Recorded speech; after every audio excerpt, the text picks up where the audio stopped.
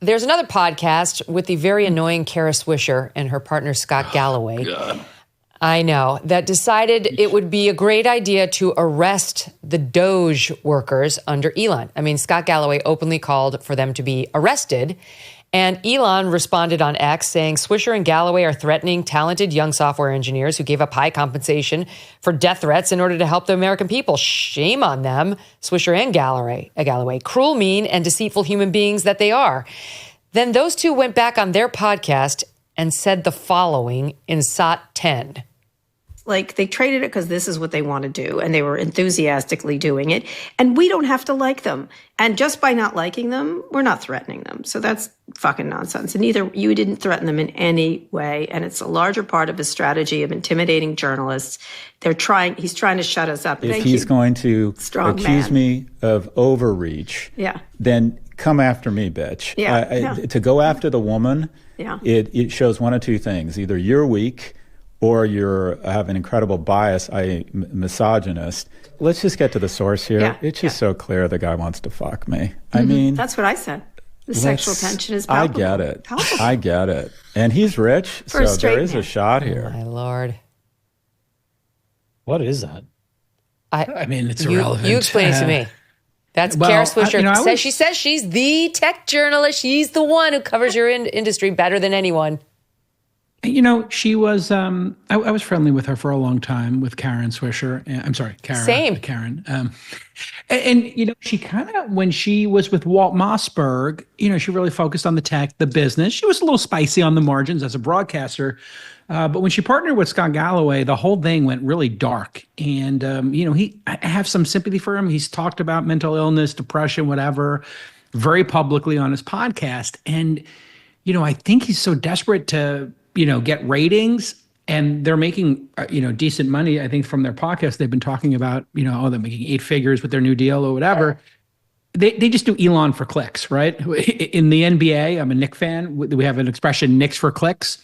You get a lot of clicks if you talk about the Knicks because it's a big market. You get a lot of views if you trash Elon. But, you know, I do think, you know, they're saying some things that are truly offensive, and then, which is fine. But he also was like making jokes about Trump being assassinated. I thought that was incredibly poor taste. Like, you really shouldn't make jokes about the, you know, potential assassination of the president. Especially I think, this president. Yeah, it's like happened twice. And, you know, I think he's off the deep end. You know, people send me clips and they go viral and stuff like that. But she's making a cottage industry out of being this alleged Elon expert because she's interviewed him. I mean, has Don Lemon. Doesn't make him an Elon expert. I was with Elon like the 2 or 3 times she interviewed him, like, because we're friends and we hang, and it's irrelevant. And, you know, like trading on other people's brand, like, just go build something in the world, go do something yourself. And I think these commenters are not actually in the arena, as my friend Chamath likes to say. They're not building something, so they just want to tear people down, and it's good for ratings or whatever. But it just seems super illogical, because to what we were just talking about with Germany and Europe, they're just out of sync with how people think. We have bigger they're problems. Super out of sync, and they're not objective. You know, I can come on here and I can talk about, hey, here's where we differ in the border, and you can have an intelligent conversation about it. I think they're just off the deep end with Elon derangement syndrome, Trump derangement syndrome. I think they're just really scared of what's going to happen during this presidency. I can tell you what's going to happen during this presidency. Exactly what happened the last time. It's going to be a bit chaotic.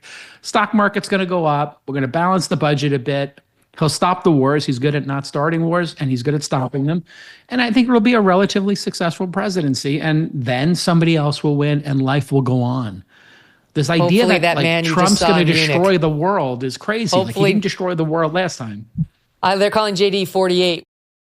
4 years of crushing interest rates, runaway inflation, reckless government spending. Who's paying the price? You are. You might have bills stacking up, debt collectors on your back. It can get bad. Well, Done with Debt can be a way out. They've developed these new aggressive strategies designed to get you out of debt permanently without bankruptcy or loans. Done with Debt stands between you and your bill collectors. They can go head to head with these guys, getting your balances reduced, interest rates slashed, and penalties stopped.